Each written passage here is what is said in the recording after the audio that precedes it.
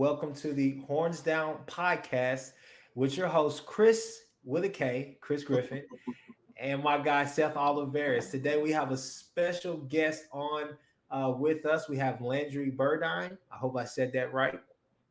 You did? You're Uh, good? yeah.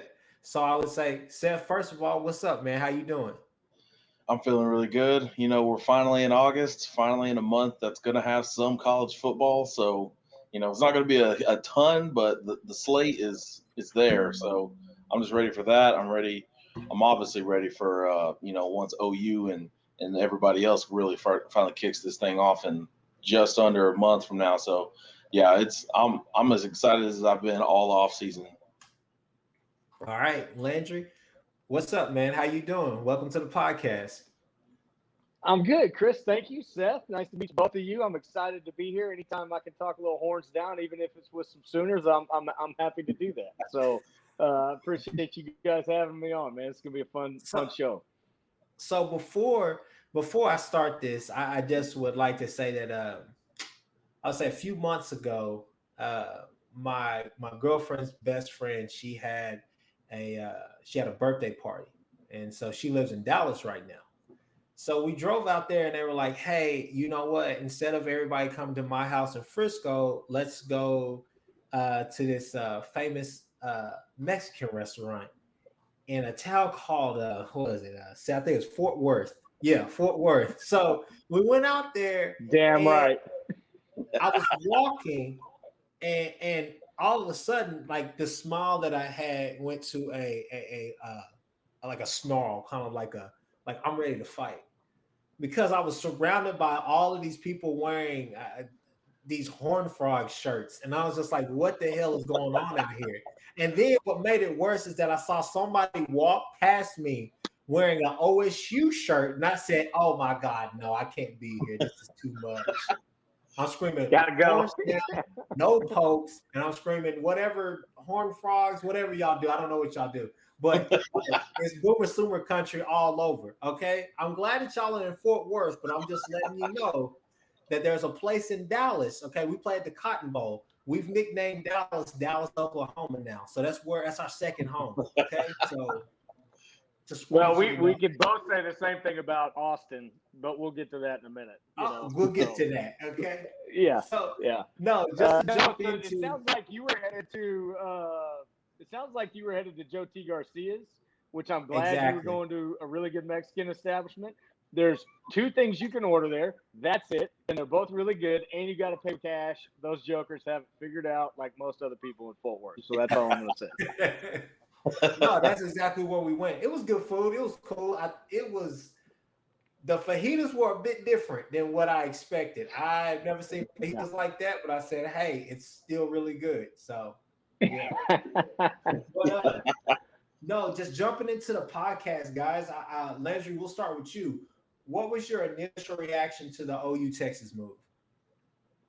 I wouldn't say shocked by any means. I mean, I wouldn't say I expected it, but when it happened, I'm like, yeah, I can see that coming. So, from that standpoint, I think that was a lot of similar around Fort Worth, around TCU fans and everything else. There's some disappointment, but look, we all knew that the grant of rights is coming up in 2025. Everybody did. So it's not like, did people expect these schools to wait until that date? I think a lot of people did, and so. If you really think about it, I didn't. I know a lot of guys I talked to a lot of time were like, "Hey, there's going to be some moving around here pretty quick." So no, I think disappointed and not really nervous, but because like I said, we were talking before the show started. This isn't the first time for the Frogs. It's the first time for everybody else. But it's not the first time for TCU. We were left out of the Southwest Conference in the mid '90s. Invested about $500 million in facilities.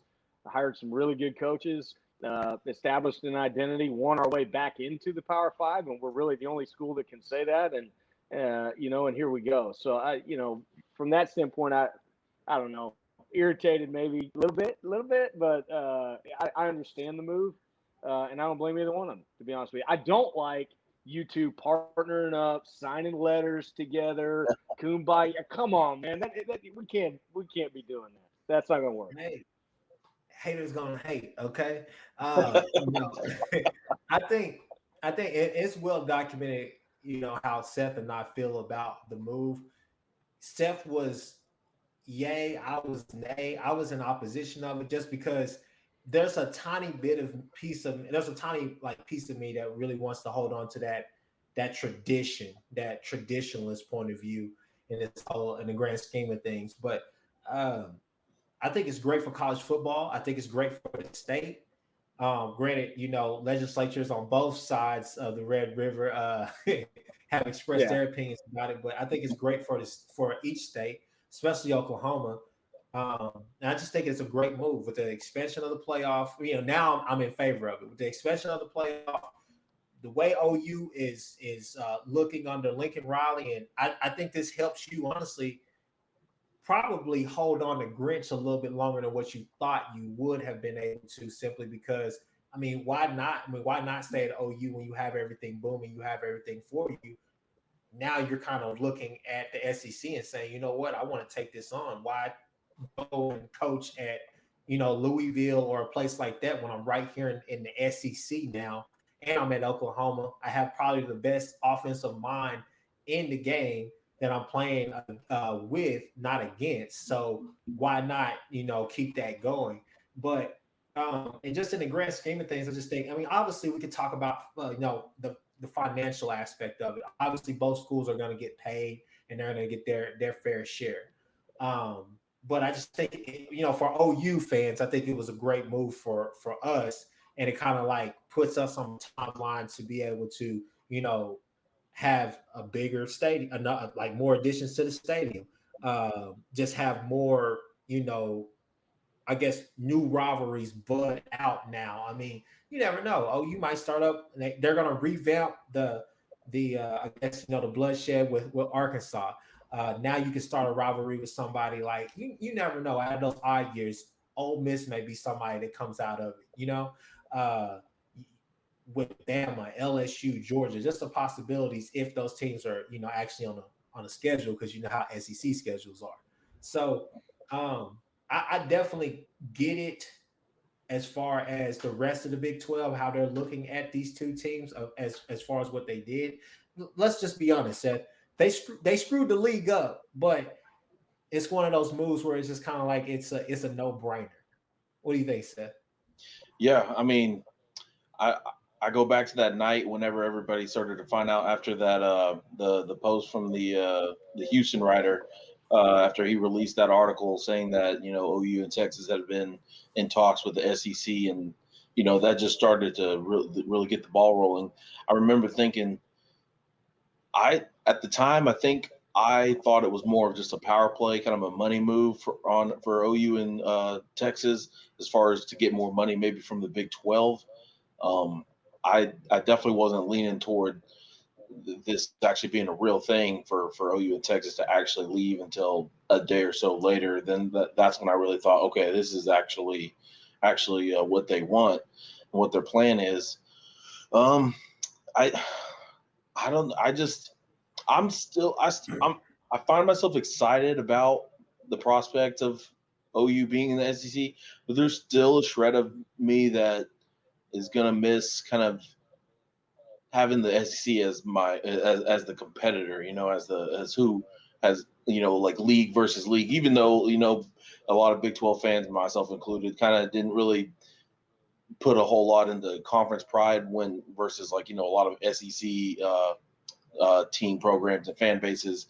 They kind of SEC is a big thing of pride for them whenever it's an SEC team versus an out of conference opponent. But there was just something special about seeing OU play Florida in the Cotton Bowl last year, or like in those and all the playoff games that people like to talk about with OU and how they. But it just it's like it's nice going up against a team that's outside of your league that are at the top of college football. And yeah, they'll still be going against those teams, and more so now once that move finally happens. But there's a part of me that's gonna miss that being like a league versus league thing instead of just conference mate versus conference mate, and so that's the one part. But otherwise, I'm excited about the move. Eventually, I don't know when it'll happen. A lot of people, well, we can all probably agree that it's not going to be until 2025. It's going to happen sooner than that. But it as if it's next year, it's next year, and if it's the year after that, then I'm whatever it is. I know I'm going to be excited. I'm going to be really excited once that first schedule drops and we see like who's home, who's away. For both OU and Texas to see like is OU going to Baton Rouge and is Alabama coming to Austin, something like that. Like that. That's gonna. I'm gonna feel. I'm gonna completely forget the Big 12 at that point for sure. And I'm gonna be like, this is what I want to see. And I do feel something also for the teams that didn't, TCU here, OSU. Like I do feel something for them because I want them to have a good landing spot. I don't know if it's going to be in a revamped Big 12 or if they're just going to completely disperse. Oh, I know we're going to get into that, but that is something that like nobody knows for sure yet. I feel like, but that's going to get answered in probably within the next year or so. So before we move on to subject, I kind of want to like just piggyback off everything you said. So I just got a couple of questions for you. So the first question, Landry, would be: so you're a former player and a reporter now for TCU, or former player, yes. Reporter, absolutely not. I am I actually. So I do the sideline. I'm the sideline analyst on the radio broadcast. So they Gotcha. wanted a guy that had played in that defense, Coach Patterson's defense, that could come back and kind of deal with him. He's his own unique animal, and then also be able to talk about the defense and the schemes and what they're trying to do and accomplish and those kinds of things. And so that's been, gosh, I think this is going to be year 9 for me doing this. Wow. Yeah, it's fun. So It keeps me around the game, So that's what I do so for TCU. so where I'm going with that is this right here. So after everything that you said about how you felt or how what was your initial reaction to OU Texas moving to the SEC, was that you as a traditionalist, or was that you as a horn frog, just through and through, just kind of upset about it? Kind of which side It's were me as a you? realist. It's me as a realist. I wouldn't say I was I wasn't upset about it. I still am not upset about it. And I think there's a pretty good vibe that's similar to that running around town and around campus because again, I mean, Texas is going to do what Texas is going to do, and we will, I'm sure, discuss how successful we think they're going to be, and OU is going to do what they're going to do. Those are the two lead horses, and in a lot of ways, there's a risk here, right? There's a big risk, and the risk is okay, we may not be in that playoff every year like we've been used to, right? And likely not, given the teams that you're going to be playing in conference and everything else now. But that tells me everything I need to know. This is 100% about money. That's it. And I don't like that. That's the part I don't like. It's only about money. That's the only thing it's about. Make no mistake. Yeah. There's no other reason to do this but money and stability. So, and that's fine. Go do what you're going to do. So from our standpoint, from the Frog standpoint, it's like, all right, been here before, really good institution, winning programs across the board, whether it's football or baseball or whatever. Tier 1 school, I think. We got law school. Dallas-Fort Worth, pretty good recruiting area. These are all the things that we're going to use to justify whoever we're going to try to go join. But at the end of the day, if the Pac-12 doesn't absorb some Big 12 schools or however it shakes out, there's going to be 30 teams that are like left hanging out there at the end of the day, right? And so at some way, this is all going to get put back together. And I would be a lot more nervous if I were in Waco, right? Especially given Baylor sins of the past that they're going to have to deal with. I'd be real nervous if I was in Manhattan, Kansas. I mean, no knock on K-State, but decent in football, decent in basketball, decent, like you're in mediocre, and you're in Manhattan, Kansas. Okay, I'd be nervous, right? So Yeah. those kind of schools, I'm not saying they don't have anything to offer. So all you K-State fans, just don't bother me. I get it. I'm just saying that's, as these teams start stacking up, and it's no different than what Texas and OU did. They're both like, hey, we're the best. And by the way, can we just talk about Texas always saying they're like I the wanted to. I they're, wanted to touch on that. I wanted to touch on that. So you said something. All right, let's unpack this. Okay, you said the two lead horses of the pack. Okay, so let's unpack that. First off, I think David Pollock he hit it right on the money. He said you have a you have a winning brand and a power brand. So that's it. OU's a Yep, winning brand, and then I said it, I think last podcast, what is you got a big brand and then you got a winning brand. All right. Because that's that's pretty it. much what it is. Texas You is, got a money brand. You got a money brand in I Texas. really That's don't, it. Look, I really don't know what to say, what to make of Texas. I think that, and shout out to Nino's Corner, shout out to Fanatic Perspective. Love those guys. Those guys are cool. But I mean, first of all, how does one even become a Longhorn fan? Two, are you really satisfied with the product that you've seen for the last umpteen years since like Mac Brown's era? Three, how did you lose to Kansas? Four, uh, hey. We lost to Kansas once too, so let's not go there. All right. hey, I'm not letting you go there. I'm just Hey, you saying, ever played Lawrence in front of 10 people? That's hard to do. It's hard to get up it for a game in just front of 10 people in Lawrence, Kansas. look, and we've said it before, and I'd like to hear your perspective about this, but there are so many. What is it? What is it? Seth? All brakes, no gas, or what? No, All gas, no all break. gas, no brakes. I don't know. But there are so many people who are basically saying, "Oh, we got Sark now," and Sark's a lot like Lincoln. He's going to be a players coach and all of this. And I'm just like, well, if you go back to his time in the Pac-12, he was not successful at all, really, with USC or Washington. But if you go and but it's always a recency bias. So you're looking at Alabama and saying, "Oh man, if he could just bring that structure there," which I think that he's going to bring more structure to Texas. But I think that you're looking at a legit 2 or 3 year process. And I've sat here with Seth, and we've talked to a bunch of Texas fans who are just so hyped about this player, that player, this player, that player. Texas has had 4 and 5 stars on their team for the last 4 or 5 years they've been names that we have not heard anything from. They've either not panned out or they just hit the graduation waiver and now they're kind of on the up and up. So I just want you to tell us like kind of what's your thoughts about Texas going into this season and just versus what they've been in the past.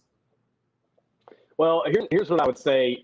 I'll give you the short version, and I'll give you the long version. The short version, what I would say to Texas fans when they tell me how good they are and how they're the best and all those things is all I have to say is look at the scoreboard. Okay, 7 of 9. That's a decade of dominance that TCU's had over Texas, literally over the last 9 years. I mean, that's a fact, and they've been blowouts. They haven't even been close. So one thing I would say is just look at the scoreboard. The other thing I would say, all we heard coming into the Big 12 is, oh, good luck. You're not playing Mountain West anymore. No, we're not. All we did our first 2 years in the league is win conference championship. Probably should have won a national championship when we had Boykin and those guys and weren't given really a chance. So, Texas they can have all of that. Here's Texas, okay? And I have a lot of really good Texas fans, friends that are big Texas fans. But Texas is the third string quarterback on the team that talks smack all day long. His dad bought the uniforms. That's the only reason he's on the team is because his dad bought the uniforms. But all he does is constantly tell you how he's better than everybody else. He's better than everybody else. And he never performs. But he's got all the money in the world, and he sucks. And that's Texas, okay? So now, OU, I'm going to bruise OU a little bit. And here's where I do think this is going to be important for OU. And y'all need to listen to me on this. OU is going to have to commit to participate in the facilities race if they're going to be successful in the other sports. I think OU is going to be fine in football. I think they'll be very competitive. But I got to tell you, we spent a few weeks playing in Oklahoma, playing at Dale Mitchell Ballpark. It Yeah. doesn't hold a candle to even what they're doing in Stillwater, much less. Don't go look at Duty Noble Field at Mississippi State. Don't do it. It will embarrass you. You have a national championship softball team with an embarrassment for a field.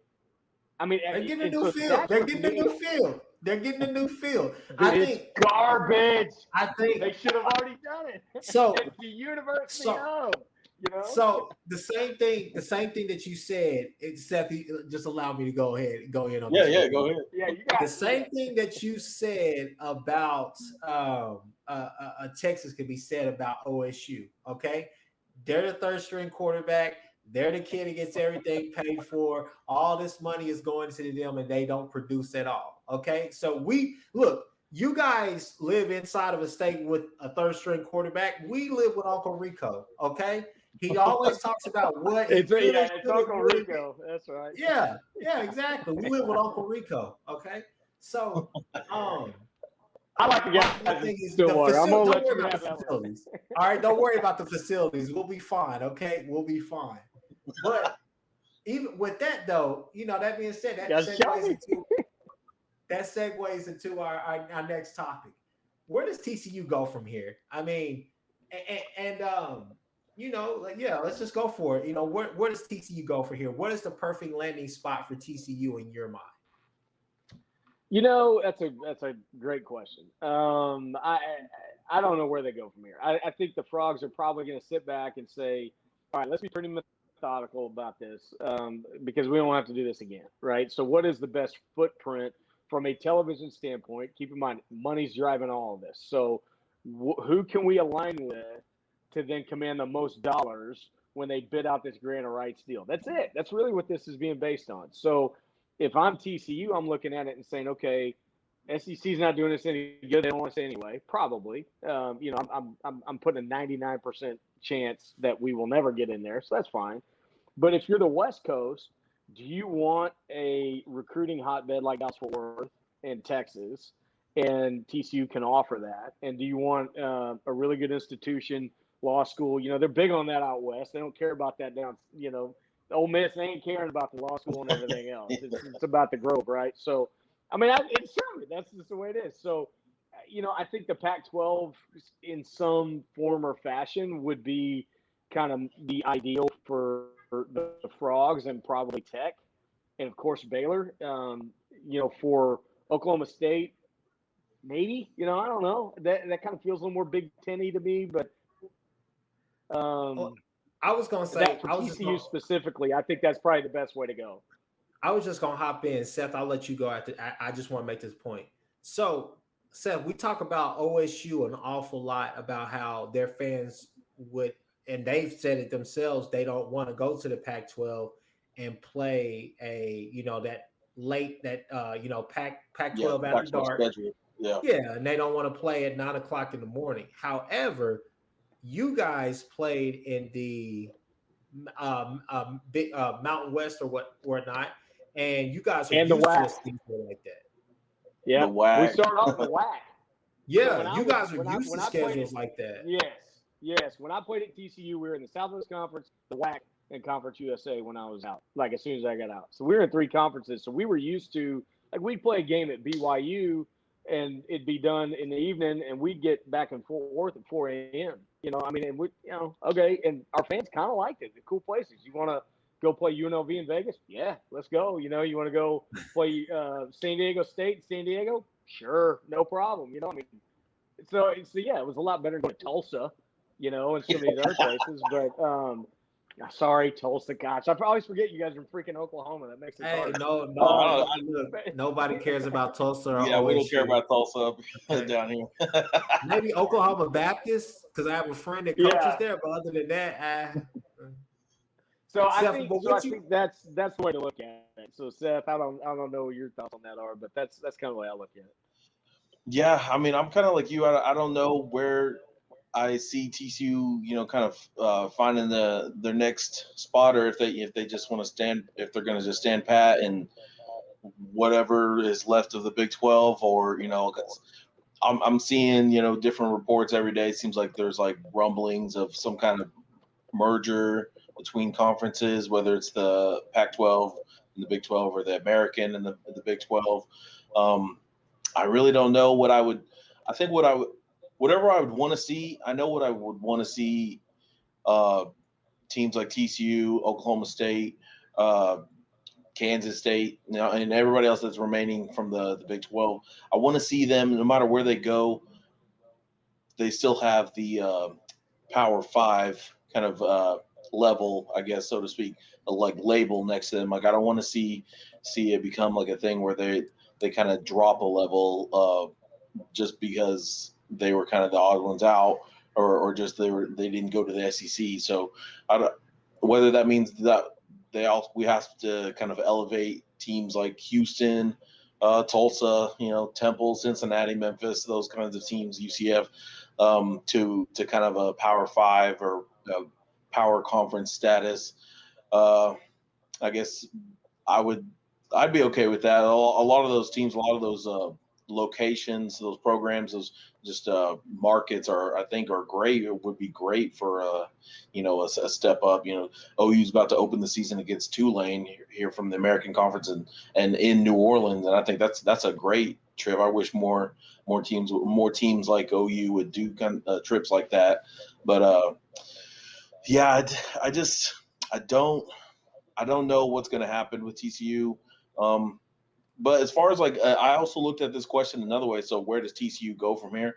Well, I think just looking at the more immediate future in this coming season, here we got a month to go. I think TCU, led by Gary Patterson, I think they're in for they want to make a statement. I think and a lot of teams from the Big 12 do. Like it's almost like an open tryout, so to speak, like for whether it's to state their worthiness of moving to another conference or to stay in the Big 12 and show that, hey, the Big 12 can still be a pretty good conference without OU and Texas. And so teams like TCU can really make that statement this season, even though, it's not going to – none of these decisions are going to be based on something as small as just, what did this team do in 2021? It'll be just nice to kind of see who might step up when coming into this season. All eyes are going to be squarely on OU and Texas and how they do. So, guys, I hear you. Yeah, I'll tell you. I'll give you guys one idea that I had. How about this one? If the Granta rights TV deal wasn't driving this, I would absolutely advocate for this.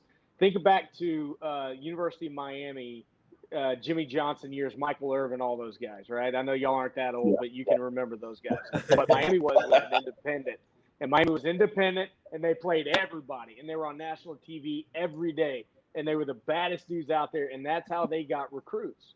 That's how they built that program. A small private school. University of Miami is a small private school, just like TCU.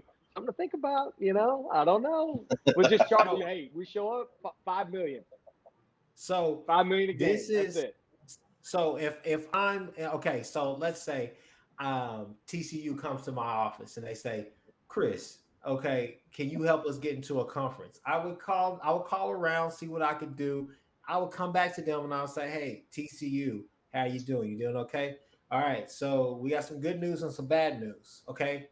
Well, you want the good news first? Okay, the good news is I found a couple of conferences for you. Okay, what's the bad news? Okay, the bad news is the best I can do for you is the Sun Belt. Are you fine with that? are you okay with that? Okay. What about Conference USA? Let's think about it for a minute, okay? Let's say TCU goes to the Sun Belt. Ain't gonna happen. But I'll play your hypothetical game because I think it's kind of crap. But I'll play your game. So TCU goes to the Sun Belt and goes undefeated every year. Who's got the easier path to the playoff? TCU or Oklahoma?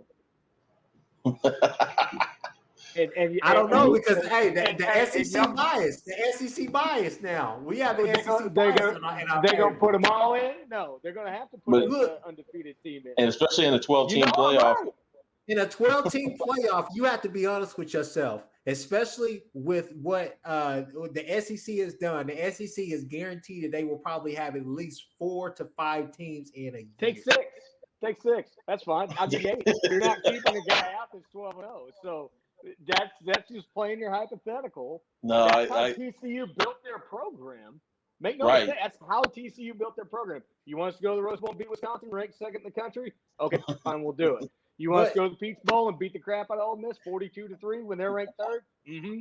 Show up. We'll beat you. So, you know what I'm saying? Like, but that's the mentality that, you know, and if it seems like that's a raw nerve with me a little bit, it is, because I got so tired of, I'll put it to you this way too. When I was a senior, we were 21-point underdogs to the University of Southern California, right? Going to play in a bowl game at the Sun Bowl. We were up 21-0 at the half, and those jokers wanted no part of us. And they had more pros than we did, because all we did is show up and just beat we beat them. And and so that's what we've done to Texas. And I'll be honest with you, early in our time at in the Big 12, we gave Oklahoma all they could handle. And so I think that's what's going to be TCU's calling card going forward is, hey man, wherever we go, as long as we win, we'll be there at the dance waiting at the end. And we may not have as much money anymore, but we didn't have any before. And, we got a lot of rich folks in Fort Worth. You walk by a lot of them at that Mexican food place. I can't just let you pass and just get by. You guys played against I think a young Rhett Bomar. So I can't let that pass. Okay, I can't let that slide down. All right, okay. You guys came and you guys beat us. That was an off game. All right, that was a terrible game. Oh no. We beat you when you had Adrian Peterson at home. We beat you my first game ever in '96. My first game ever. Is this? I at OU 1996. That's how old I am. But and the last time OU was beat by TCU was I think who was it? Was it Trevor Knight? Was the quarterback? Trevor Knight. Yeah. Yeah. Well, be careful though, because we almost got you with your boy Mayfield when we went for 2 for the win. Oh gosh, remember that? That's true. That's true. But what happened? What happened in the Big 12 championship game though? Oh, we were garbage. We went that Big 12. That's the worst. What about that? Big 12 we didn't have this game. I'm not even gonna lie. This last year's game, I watched that game an awful lot. Shout out to Mr. McIntosh. He's amazing on YouTube. All the highlights right there. But what I will say is that I was a little bit surprised that OU kind of dominated in the way that they did. I mean, obviously it was kind of a pick-me-up game, but at the same time, I mean, there was no question who the better team was out there that day. Yeah, we were down to our third string and just had no chance. I mean, if you're going to beat OU, you got to be at full strength. You got to play your best game, all those kinds of things. And TCU was beat up. I mean, there's no excuse. Nobody around here made an excuse. Oklahoma beat them good, and they beat us when we've been healthy too. So that's not an excuse. But how about that 2019 game that Jalen Hurts that? Oh my gosh, that game was wild right there. There was a lot of back and forth. That was during the stretch where OU fans were done with Hurts. They were like, we can't see him again. Like, my gosh. Here's what you guys can't deny. Okay, you can't deny the Frogs this. There have been several times over the years when you saw TCU on the schedule, like, that one might be a little interesting. and that's got to be, you got to give some credit to the Frogs for that, because I know there's times during that same period of time we looked at Texas like, dude, this is going to be easy, right? And so I think that's a lot for the program. I'm not really worried about TCU this year because and I'll get into this a little bit later, but Max Duggan. Be careful. Okay. Be careful. Zach Evans. Okay, he's supposed to be the best. He's supposed to be that guy, but I think there's a guy in Texas who would like to knock on his door and say, "No, I'm the best running back in Texas right now." Yeah. As they say, we'll see, right? And that's the one thing I like.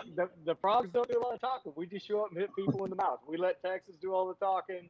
I'm just saying. But to go ahead and go to the next topic, what happens to the rest of the Big 12? That's where it gets tricky, man. And I'd love to hear y'all's opinion on this too. But Baylor's got some sins that they may pay for on this deal. I'm not advocating that, but that's a national embarrassment for a really long time, and it was bad. That was bad what happened. And so, they're in Waco. The only thing that they've had going for them lately, and it's great, is their basketball program. But if I'm a Baylor fan, I'm real nervous. If I'm Tech, I feel pretty good about it because Tech's got a little bit better program. They're closer to the West. I think Tech's an obvious candidate to go to the Pac-12. But like I said, I think Kansas probably with their basketball legacy has a pretty good shot getting in somewhere. But if I'm Iowa State, K-State, Baylor, I'm nervous. So what happens? I don't know, man. It's so tough to tell. There's so many backroom seedy deals being cut right now that none of us know about, and it's all like who's paying off who, and I don't want to get into all that because it just ruins it for all of us, right? I just want to watch OU and TCU play. That's what I want to watch. So now, with just some comedic relief, I just want to ask you this question. Okay, I asked the last guy we were with at Nino's Corner. I asked him. I said, "Okay, Kansas, every sport goes to the Big Ten except for football. Football, they go to the FCS. How does that sound?" Hey, you guys are forgetting about Mangino Bear. Okay, Mangino Bear had Kansas in the Orange Bowl in 1 year. year. 1 year. What have you done for me lately? He did it. That program with everything, the way that Les Miles left that program, and obviously their winning track, I guess you can call it a track record. Yeah, well, I'm just saying. I think, look, whenever the stuff came out about Les Miles, and then when I looked at the winning column and the wins and loss columns, I called the NCAA and I said, look, either they get the death penalty or they go to the the FCS. There's no other option. I don't want to watch this anymore. What's going on in Lawrence right Seth, now? I'm gonna let you have that one. What's going on right now? No, I mean, that's when I started finally getting into the Big 12 football and just college football as a whole, like outside of OU. Kansas, like you said, with Mangino, Todd Reesing, like those guys, they were some good guys. Like that was definitely a program you don't want to. Nobody like overlooked those teams, but I don't know what happened. I mean, they took a free fall and they're still falling as far as I'm concerned. I don't know if they've hit bottom yet. It's pretty bad up there in Lawrence, but as far as like what other teams in the Big 12, like kind of what are we looking for out of them, and like where could they go? I mean, I feel like some teams like Kansas, just because of their basketball program, they're going to find a good spot, I think. West Virginia, they're kind of a natural fit for either the ACC or maybe the Big Ten. It's probably an ACC kind of thing, and that'd be great if West Virginia makes it to the ACC because they can revive that rivalry, to kind of use some TCU Baylor rivalry terminology. They can kind of revive that rivalry with Pitt, and that the backyard brawl, I think is what they call it. That's some hostile stuff that a lot of people don't. A lot of like younger fans don't realize how hostile that rivalry was. So, like you said, I think Baylor and especially Kansas State, I think are two teams that are probably most in trouble as far as just athletic programs as a whole. There's not a really great spot I can see for them at this point. I think their best bet, their best hope, is that there's just that with this OU Texas thing to TCU or to the SEC, that this kind of creates a kind of a complete facelift for college football, and the top 64, 65 teams, whatever, with Notre Dame, just completely realigns itself again, and maybe is based more on regional kind of basis. But I don't know. I think with the way TV and everything else has evolved, I don't think regional has much to do with it as it used to in the past like 10, 15, 20 years. It's not necessarily about like just which teams are, bordering each other. Now it's bigger than that. And so, I just don't know where they're going to go. I don't know if there's a natural fit, especially like I think about the out West stuff, and I still don't. I don't see. I'm going to have to see it to believe it. I mean, maybe Texas Tech, but like everyone else, I think I don't Well, know. I would say, a conversation that I've had with my uncle awful lot about this same subject, and we just differ in opinion about it. I'm more of the track of like, wins. I want to go where I know I can win. I want to know where I can. I want to go where I know that I can recruit, that I can get out there and build my brand, so to speak. Like you say, Landry. But then he comes with the argument, and I mean, it really trumps mine every time. I'm going where I'm getting paid. I'm not about to go anywhere where I'm going to take a significant pay cut, or just to go there and just to say like, oh, okay, yeah, I get to go. You know, my uncle's biggest opinion is that, hey, OSU could go out there and probably run the Pac-12.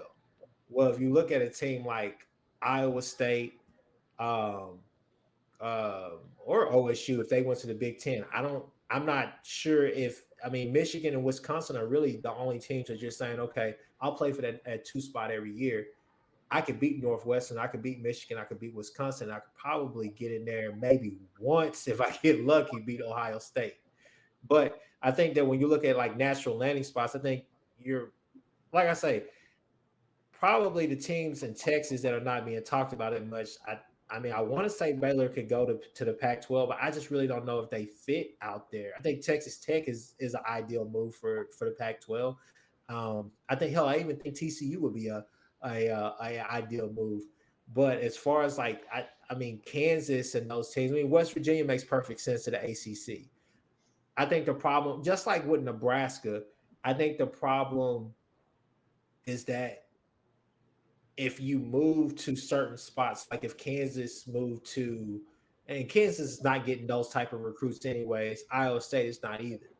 But if you have to stay in a conference with like Texas or whatnot, that way you can have some type of pipeline or some type of end to that state as far as recruiting to still get good players. Because we all know that OSU, K State, TCU, I'll put in that category. They don't often, recruit the 5-star or high 4-star players. A lot of those teams, they recruit those 2 and 3-star kids and they develop. And that's the one thing that as much as I knock OSU, you can't knock them for that. They do develop players there. But a lot of those programs, they live off the transfer wire and they live off of getting those low star recruits and just building them up and building like just horses, studs, and stables and just coming out there and just kicking the dog crap out of everybody. But in my opinion, I think you would see Iowa State, Kansas probably go to the Big Ten. I think you would see OSU maybe flirt with the Pac-12, but I think ultimately they would find their way into the Big Ten. And I think that as far as West Virginia will say ACC, but when you look at Tech and then probably TCU, you're probably telling them like, hey, no, you should definitely go to the Pac-12. As far as Baylor, I've been saying it for the longest. They do need to pay for all that stuff that went down. Everybody agrees that that was a bad situation. As far as Baylor, I think that the perfect move for Baylor, and in my mind, I think the perfect move for like a team like TCU, Baylor, and even Texas Tech would be to go to the American Conference. I think if you go there, you're probably dominating that conference, and you give them more credibility as well, because outside of UCF, Memphis, and Cincinnati, you're saying, okay, well, we're going to add Texas Tech, who has been, mediocre. We're going to add TCU, who has been above average in my book. And you're going to say, okay, well, we got these two Big 12 teams over here, and I think they can go knock some heads, because I think the talent at TCU is way better than the talent at Memphis, Cincinnati, and UCF. I just think that they get the benefit of not having to play or not being able to schedule the big boys, if you get what I'm saying. Um, but yeah, that's my opinion where they land. Landry, what do you think?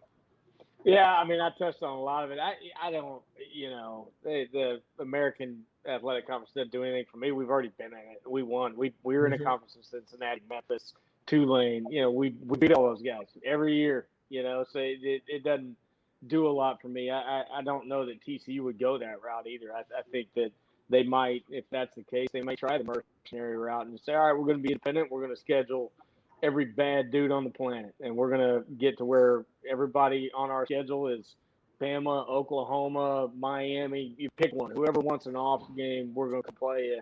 I'd rather see him go do that route and get, just be a paid mercenary and show up and get paid to play those games. And They not. What's your guys' opinions, Landry? What do you think? We'll go with you first. They wouldn't be talking if there wasn't interest. These guys got a lot better things to do than waste each other's time. So, I'm sure Bob Bowlesby was real excited to have that meeting, and the fact that the Pac-12 is meeting with him, I think there's some interest. And, like I said, it's for all the reasons. They're only going to expand if they get more eyeballs and more TV sets, and, because that's what's driving this. And there's a lot of Tech fans out there. They got a huge alumni base. TCU's in Dallas-Fort Worth. Big media market. So, there's a lot to like there. So I think there's definite interest there for sure. So what do you think? Yeah, I definitely agree with that. There's definitely some interest there. We'll see how far it goes, but yeah, it's like you said, they wouldn't be wasting each other's time with it if they, didn't see that there was a path for this. So I'm excited. I do like the idea. There's a lot of stuff that they got to work out and everything, but I like the idea of two, groups of Power Five teams kind of coming together, and I feel like this could open another door for the future of college football. But yeah, I guess we'll see where it goes from here. Let me ask you guys this, if I can interrupt my own question. I know y'all are asking the questions, but I'm gonna ask mine. Don't they have to expand? Right? Doesn't the Pac-12 have to expand? And doesn't the Big Ten have to expand? And doesn't the ACC have to expand?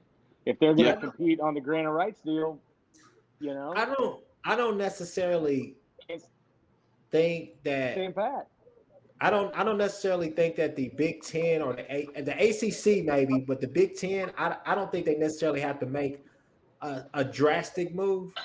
I feel like the Pac-12 is doing. I feel like this is kind of I feel like the Big 12 is in a desperate state to stay relevant and stay together and keep a core together. And I think that the Pac-12 is saying, look, we're already in a spot where we don't really have that much credibility outside of Oregon. We're still waiting for USC to take that step to get back to national prominence.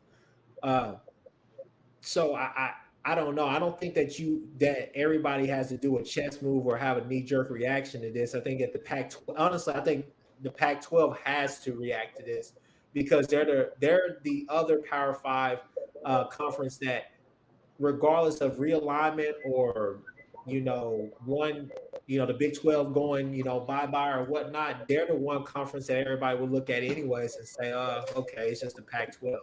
So I don't really think that I think that the Pac-12 is not losing credibility, but I think they're losing respect. And I mean, I know those words are kind of eerily similar, but I'm just saying I think they're losing respect, and I think they're doing what they have to do to stay relevant and just put a chokehold on that Power Five, branding that they're trying to be so desperately trying to be a part of.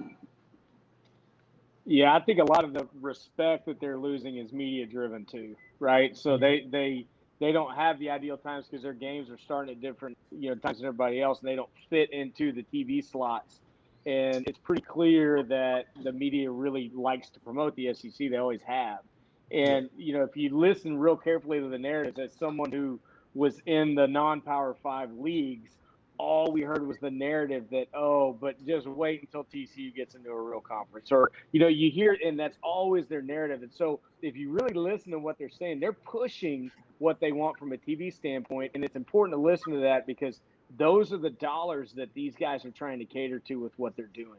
So I agree with you on the Pac-12 front. They're saying, the Pac-12's down. The Pac-12's down. Well, that's right. They are. But there's so many eyeballs out there. That's what drives it. It's not if they're down. It's not because look at Texas. If that was the case, Texas wouldn't be in the SEC right now. Texas has been terrible. It's all about the eyeballs that they can bring and how they sell those ads and all the TV space and everything else. And so, from that standpoint, the way we have to look at it is what do these schools bring to these conferences in the way eyeballs and therefore money? And that's how these decisions are going to be made, I think. I mean, do you feel like a problem with the Pac-12 is the fact that they haven't had a Reggie Bush, Matt Leinart per se, come along in a while? I mean, they haven't really had a player that you're just like, oh man, he's dominating the headlines just as much as he's dominating the field. I don't know. They had Marcus Mariota. They had who's Yeah, the running back Stanford had a couple of years ago that was just a beast. And they've had McCaffrey. some play. Yeah, they had McCaffrey, and then they had Bryce. Bryce Love. Yeah, dude, that guy was unbelievable. So I Yeah, mean, all those guys were in the Heisman talks. I don't know how much of it's that because think about it. Who's behind Oregon? Nike. I mean, my gosh, yeah, it didn't get any bigger than that, right? So, I don't know. They've had plenty of marquee players. I think the issue has been that they're pedigreed programs, if you will. So they're UCLA, which has been a real problem for the Pac-12, yeah, USC, which has been a problem. Washington recently has been a problem. And so if you look at their pedigree teams that have been down recently, think about 10 years ago. What was the opinion of the Pac-12? It was really, really good because they were Yeah. stacked, dude. They were so good. And so I think it's really related more to wins and losses than anything when you deal with like fan opinion and where these guys are promoting them. They got to get better coaches. They get better yeah. coaches, they recruit better, they'll get better players, they'll start winning again. Mhm. Seth, I mean, what's your thoughts on this whole expansion idea? Yeah, no, I mean, like I said, yeah, I think it's a pretty good idea. As far as like what the Pac-12 might need to kind of gain that respect. Um, I mean, like I think Landry said it best, like about the coaches, like they did. There's not a Pete Carroll that's building a dynasty right now. At least that dynasty hasn't been built yet. If there is going to be one from the current crop of Pac-12 coaches, yeah, like you said, the big name, the marquee kind of traditional powers uh, aren't aren't powerful right now. UCLA, USC, Washington, and yeah, it is pretty crazy how much has changed for the Pac-12 in the last decade. 'Cause we had Oregon routinely showing up in BCS bowl games or like the BCS national championship game against Auburn. They went to a playoff game. Uh, that, and then we had Washington for I don't know, I can't remember which season it was. They went to the playoffs, but it's probably been 4 or 5 years, I think, since any Pac-12 team was on that level, Yeah, and that's a long time in college football to go without a team like because even the ACC they're down mostly, but they've always got Clemson, or at least this last stretch of time and then before Clemson they had Florida State, and so it's a long time if you go 4, 5, 6 years without a team that's in the national championship hunt at the end of the season. It's a long time, and you can easily slip into irrelevancy that way, and I think that's what we've seen happen. So I don't know exactly what it will take for the Pac-12 to break through, other than the obvious, which is just they're going to need a team, at least one team, really emerge and prove that it can compete on the next level and not just win a Pac-12 championship, but actually reach the postseason, and we'll see that for sure once if not before the playoff expansion, we'll definitely see it once it expands because they're it'll be hard to leave a team out of the 12 from the Pac-12 out of the 12 team playoff unless their champion is like a 4 or 5 loss team, which it's possible, I guess, but I don't think it'll happen like that. Let me ask you uh, guys this. Would the opinion of the Big 12 be different if Texas held up its end of the bargain and was a premier team year in, year out in the national championship consideration alongside OU, alongside TCU a couple of times during their time, right? I mean, the opinion of the Big 12 is no, completely different. I, So I think we can Seth, all agree that we can blame the demise of the Big 12 on Texas sucking over the last decade. so I Seth, agree with Seth, that. Is that I right? On the say Horns that Down podcast? That's right, on the right? horn. Hey, look, Seth. I've said it before. The only way I feel like the Big 12 is actually a better conference than what has been looked upon. I And we agree. can talk about the poor play of OU in the playoffs outside of the Georgia game, but um, I think like I told Seth, the biggest problem and what I would say even for the Pac-12 for Texas, for the Big 12 to be looked upon the way it should have been or the way it needs to be, Texas has to be the cream of the crop. every year with right there neck and neck with OU. We need to be going back into fall camp right before season talking about, really the Big 12 championship is going to either go through Norman or Austin this year. We haven't had that in years. And the fact that you have a bunch of teams like TCU, Baylor, even West Virginia, a bunch of teams, they're not scared of Texas. They don't. I mean, the respect really was not really there, but you kind of admired them from a distance. But that's not even there anymore. You kind of look at them and just say, they're just another team in Texas that we can go and beat.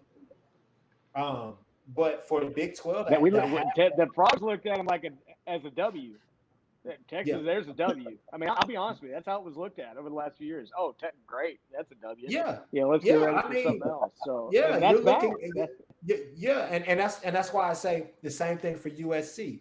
For the Pac-12 to get back to dominance, it can't just be Oregon and Utah year. You have to have Right. USC there. You have to have your quote unquote blue blood schools there.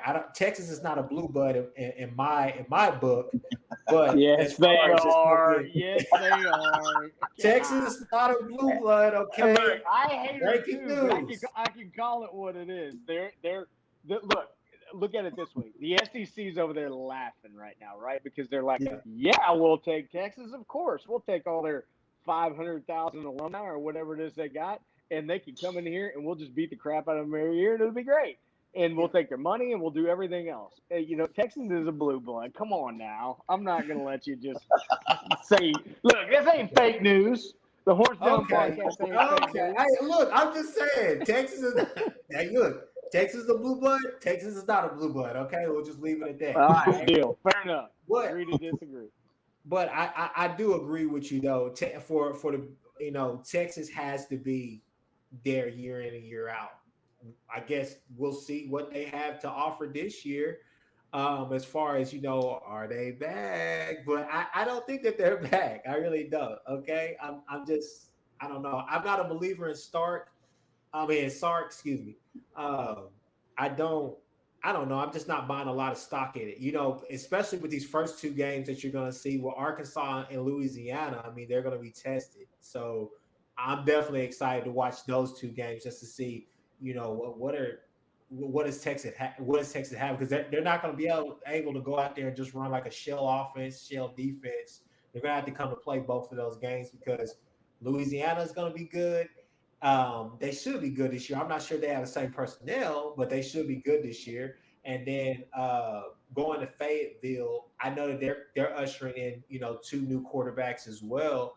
And I think KJ Jefferson is the one who is maybe getting a nod. I haven't really heard too much about Malik Hornsby, but that's going to be a tough place to play at. Playing there as a night game as well, that's going to be a tough game. That's going to be a tough atmosphere as well. And I think Arkansas may hate Texas just as much as TCU does. So, but I definitely agree with you on that. But to move on to TCU, let's talk about TCU now. What's the season looking like down there? Like, what's the season? Yeah, good question. So they're gonna be good. They're gonna be really good. If you look at the two deep, the skill position players is the best, I think, probably that we've ever had on campus. You look at the wide receiver core that we're bringing back. Max Duggan is a very, very good quarterback. He hadn't had the best offensive line in front of him. That's changed. So really the question on offense is going to be the O-line and specifically the right side of the line. I think the left side got a lot better with some transfers. We kind of did like a weird player swap with Memphis where they took a couple of our linemen in the transfer portal and then we're like, okay, we'll take those two guys because they're better. And so I think we upgraded there. So running back, we're 4 deep with guys that have got significant playing time. And for Zach Evans to come out on top of that tells me a lot about him because he beat out 3 other guys that have started significantly for the Frogs that have all been really good. If you watch TCU, they run the ball well. So, by the way, Zach Evans took a lot of heat coming out. He's been nothing but awesome. He's an honor roll guy. You couldn't be prouder of a guy in the way he's worked and really, haters gonna hate, man. He got hated on a lot, and he's done nothing but just shut him up. time in and time out. So on defense, has the chance to be the best defense Gary Patterson's ever had on campus. If they stay Wow. healthy, this will be one of the best defenses the Frogs have ever had. And What I'll was stand it? by that. Marcel Brooks. Yeah, yeah. What's the outlook on him this season? I don't I'm know. He's expecting gonna have noise. to. He's gonna have to work his way in. To be honest with you, he's got a chance. They're working him some at receiver. They've looked at him at safety. He's just kind of a tweener guy, and so right now he's not in the starting lineup. And if he winds up there, then he's done a good job. So he's got some tough guys to beat out. I'll put it to you that way. Every year I'll give Gary Patterson this right here. I mean, hell of a defense that he runs and he makes adjustments. He does make adjustments on the fly, kind of Tom Izzo, like I'll say. But one thing you can count on with TCU is that they're going to have somebody in that DB room that's likely either going to go first round or he's definitely going to get drafted. Yep. Usually have somebody on the line that either go pretty high or kind of go in those mid rounds, but it seems like year in and year out, there's one or two guys on that in that DB room that you're just like, yeah, he's next. He'll be right Well, after him. I'll give you the names if you guys want them. So O'Shawn Mathis, defensive end, he'll be a first rounder. There's no question in my mind. Kari Coleman on the other side would have been starting at Ohio State if he was 2 inches taller. He's just a little bit short, but he was an All-American last year as a freshman. And then our two corners are ranked as the top cornerback tandem in the country. Travius Hodges-Tomlinson, who's LT's nephew, and Noah Daniels are ranked as the two best cover guys in the country. And so, from that standpoint, now we got to replace our two safeties, right? And so that's both those guys. We had a first rounder, and then our Darius Washington went to the Ravens. So we lost our two of our better safeties, but there's a lot of depth there and a lot of guys that have played a lot of snaps. And if there's one position, trust me, I was a safety. If there's one position Coach Patterson focuses on, it has a lot of guys ready and a lot of guys deep at safety. So I'm less concerned about that. But they're going to be really good. Yeah, I think the defense, I like it a lot. So I just want to ask another question. Why should a team like OU, Texas, or even just the rest of the Big 12, why should they worry about TCU this year? What's going to be different? Oh, hold on. First of all, Texas should always worry about TCU. Thank you, Zach. Thank you. That's right. Two and 7. Yeah, I just can't. Every time I watch that, it seems like every time I watch TCU Texas, it's a dogfight, and usually TCU wins it. Like it's just, I mean, and a couple times TCU's just straight up blown out Texas. So yeah. So I think OU more like maybe why should OU worry about TCU? Because Texas, they should just be worried. Period. Yeah, I think one of the reasons OU should worry about TCU is we played OU tight when we've been this good, right? So when we've had teams that are this good, we've given OU fits, and it's because of the defensive schemes and everything else. But with OU, you've got to be able to, because Lincoln Riley's got a guy that's always going to put it on a dime, right? He's got surgeons back there throwing the football. He's got giant tight ends that can run. And those guys, if you really look at it, the Mark Andrews of the world and some of those guys, they're the ones that have really caused a lot of problems for the Frogs and softened up the defense for all the other things that OU does. So that's why I would tell you that I think that OU should – I'm not telling them to be worried, but, TCU's going to show up. It's in Norman this year. But the Frogs – when the Frogs have this caliber of team, and I've seen it, they give OU a lot of fits. And the fact that it's in Norman, I think will play into OU's favor, obviously, because it's a tough place to play. But it should be a good ball game. I really do think it will be. I like the optimism. I like the I love it. I'm just saying that I don't know, because to me now, granted, the last time you guys were in Norman, I get what happened towards that debacle or whatnot, but this is year 3 of the Alex Grinch system, okay? And then I think Lincoln Riley loves having that chess match with good old Gary Patterson. I feel like, now, Seth, I don't know if you feel like this, but I feel like Lincoln Riley has Gary Patterson's number. I think Gary Patterson runs. I think he runs. Look, the thing that I love about Gary Patterson's defense is that it's understandable. It's not anything that is just like, oh, it's so complex, it's this and that. Like, no, they play straight up. I've watched them before. When they came to OSU and homecoming the year that I was there, and it just looked like they said, "Hey, we're just going to run a man the whole time. And we're going to make you with Clint Shelf and J.W. Walsh. You're going to have to beat us. You're going to have to throw the ball to beat us. We're not going to sit here and let you just run the ball and try to play nickel and dime it down the field. No, we're gonna play straight up, man. We're gonna press you. We're gonna play off some, but we're gonna play a straight up, man. We're gonna press you. And we're just gonna put pressure on you. But I don't know. I think that when you look back at college year, I went back and watched that game ahead of this, and I was thinking, I was like, you know what? Oh, you should have beat them probably by 40, but that defense was terrible that year. Okay. Uh, and then when you look at the past 2 years, I mean, I just say I don't know. It's hard for me to sit here and put stock in Max Duggan because when I look at Max Duggan, I say, okay, I see all the hype that everybody puts into him going into each year. I just haven't seen that type of production. In all honesty, I think there's a transfer that came from us that probably will take his spot sometime during this year. Now that's just me. That's just me. Seth, what you got for me? I mean, I don't. It'd be interesting to see Chandler Morris again, like in a starting role, especially. Like I would love to see him and OU go head to head, just because of what that whole odyssey. But as far as like I don't know, like I, that TCU game, that's never since TCU has been in the Big 12. That's never been a game that I was like just totally overlooked. As an OU fan, that one I know that it's going to be, it's going to be a touch and go at least for probably a half, and then see what happens after that. But for the most part, that's a game that I do look forward to because it usually, especially early on when TCU first few years after TCU had joined the Big 12, they were kind of leading the charge as far as like a really defensive heavy kind of team, and that was something that OU didn't really get to see anywhere else in the Big 12 schedule. So when they would go up against TCU, then it was like, okay, let's see what this offense can do against a team that actually like really, really focuses and devises up a really kind of a brilliant kind of defensive game plan. So it's always fun to go against them, and I think this year, from the sounds of it, from what Landry was saying, this is going to be a really good TCU team.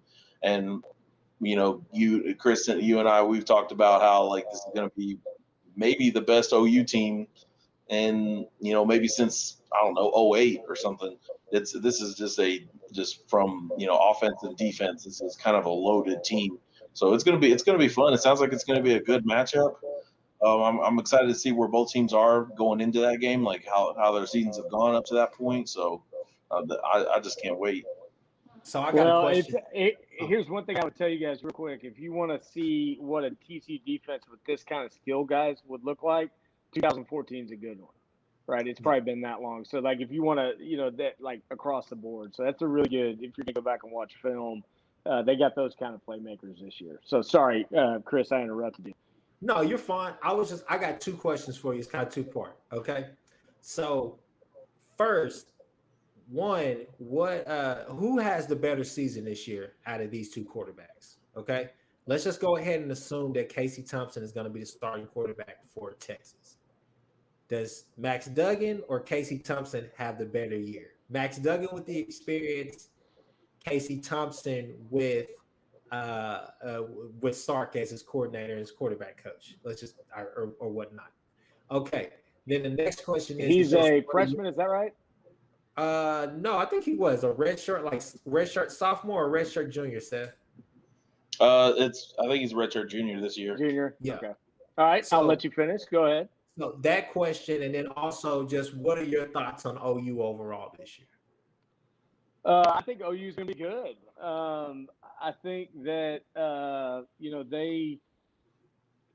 don't see a lot of weaknesses. Sometimes Spencer Rattler makes some really dumb decisions, but other than that, there's not a lot to not like about them. Not to use the dreaded double negative. So I think OU's the clear front runner.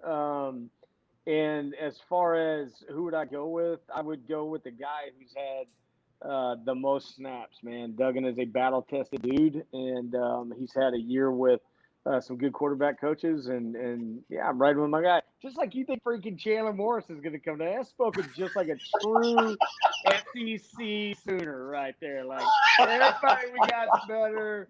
Yeah, I got it. I got you. I got you. Yeah, I'm going with Duggan. We'll see you guys in Norman, man. I mean, like, look, we'll have Kyler, Jalen, and Baker all starting on NFL squads. Then we'll have Tanner Mordecai lighting you guys up with SMU and the battle for Dallas, as I like to call it. Uh, then we'll have Spencer obviously just threading that ball around the field, and then just think about it: Chandler Moore is starting. Seth, can you believe? Hey, Like, bro, look, again, I look. like the optimism. To use your own quote, I like the optimism. Look, Chandler Morris, we believe in him. All right, we believe in him. Okay, you guys got a good one. Y'all do him right. All right. What I would say, as far as just the Big 12 is just the outlook. We got you on here, so we might as well ask who it is. And obviously, you may say that TCU is a sleeper team, but outside of OU, Texas, and TC, well, excuse me, not OU, Texas, OU and Iowa State. Excuse me. Outside of OU and Iowa State, who do you see actually making real noise inside of the Big 12 this year? So I'll just, how about this? I'll give you who I think winds up at AT&T Stadium at the end of the year, and I think it's OU and TCU. And I think Iowa State is in the mix. I think it comes down to that last game in Ames in November, where TCU is playing at Iowa State in Ames, and that's going to decide who faces Oklahoma in the Big 12 championship. And I really do believe that. And I think you're going to have Texas somewhere in the middle. You'll have some of those guys in the middle pack, but I really do believe that the cream of the crop in the Big 12 this year, without question, is Oklahoma, Iowa State, and TCU. And luckily for the network and for all the rest of us, TCU and Iowa State going to figure it out in Ames at the end of November. That's a Friday game too, right? Yeah, it is. Yep. Oh, wow. I'm actually going to the Iron Bowl the next day. My daughter's visiting Auburn. She's thinking about going to Auburn next year. And so we're taking her to go see Auburn, Alabama on Saturday. So that's going to be a fun weekend. Yeah, that's going to be a fun weekend right there. Oh, yeah. Wow. Yeah, so it'll be fun. Okay. But that's all I see. That's how I see it shaking out. How do you see it shaking out, Seth? Yeah. I don't trust. I mean, obviously, I think OU is going to get to the Big 12 championship game. I don't know if I trust Iowa State to do it with this much this amount of expectations they have. I totally believe Matt Campbell's a great coach. He might even be the best coach in the conference. He's definitely doing a heck of a job in the Ames. They got a great team. They got a ton of experience back, but I feel like it's just different for any program can attest to it that has had a lot of success, and then from one year to the next, it's just different when the level of expectation changes. Some teams rise to it, and some teams crumble from it, and so I just got to see what Iowa State does with that, because on paper they're the clear they're a clear top two team. I feel like in the Big 12 on paper, but as we know, this game isn't played on paper. So I think right now I still got them. I still got to be an OU Iowa State. I don't want to give I don't want to cop out and give my answer. So I'm going to go with OU and Iowa State. But I like that. I like that. You kind of made me a bit more of a believer in TCU as far as like what they could do this year, because I think back to that 2017 season, and I don't know if going into that season if I probably would have picked TCU to be in the Big 12 championship game, but obviously they made it.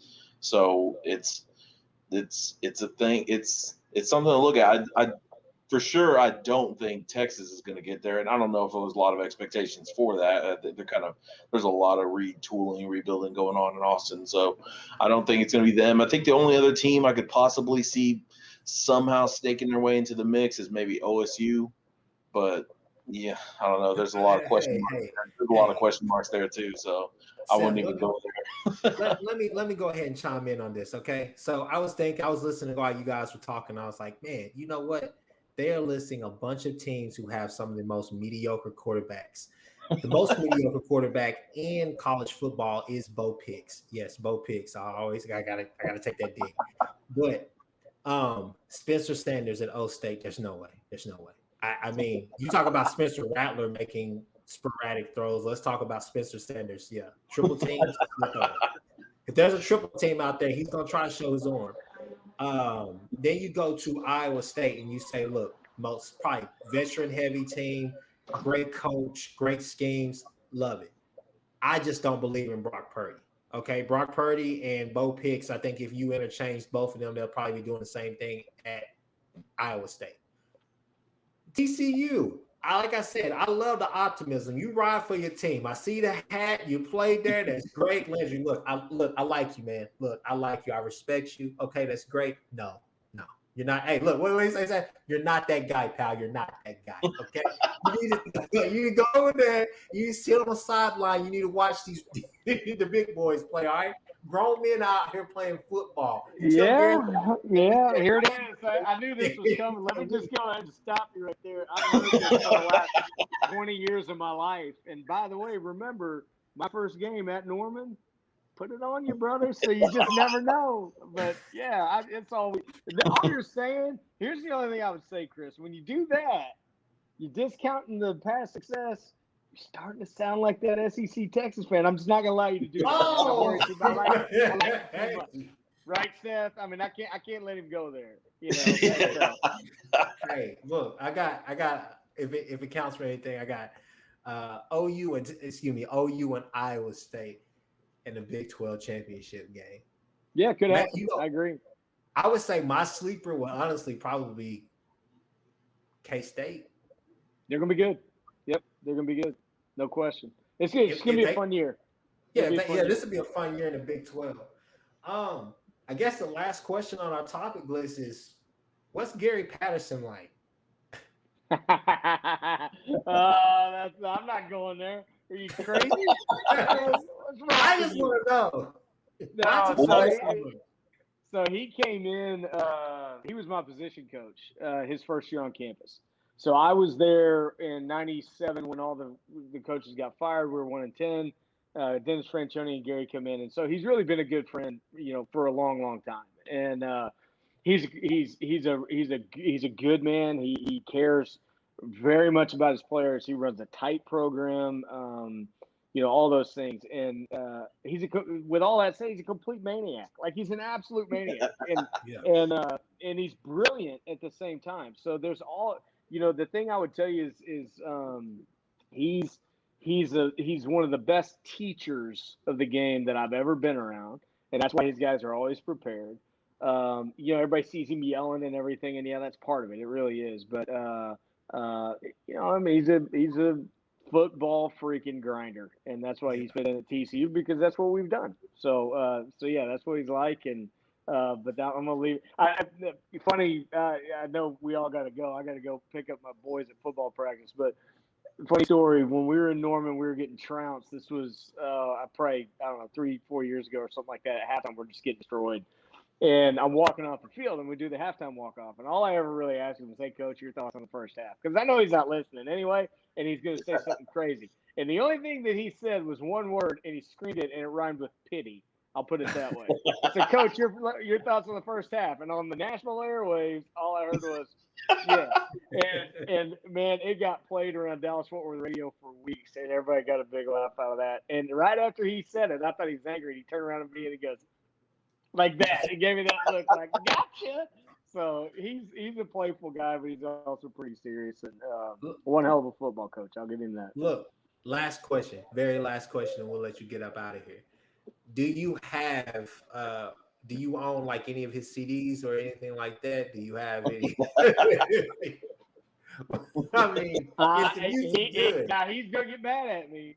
But I can't do it. I can't blend those two worlds. I can't listen to it. I can't, it doesn't work for me. I'm right down the middle, man. You're a football coach, If you want to go sing and play the guitar, man, knock yourself out. But somebody said he sounds like a mix between Conway Twitty and Jason Aldean.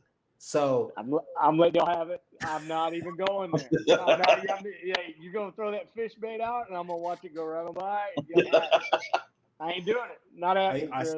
So you saying Fergie and Jesus, Conway Twitty, or you say, you know, Merle Haggard? What are you doing? He ain't Fergie. I know that. So, you know. Anyway. All right. Well, hey guys, Seth, go ahead and plug yourself, man. Yeah, so you can find some of my writings and stuff. We're going to kick things back up here pretty quick on over at crimsonandcreammachine.com.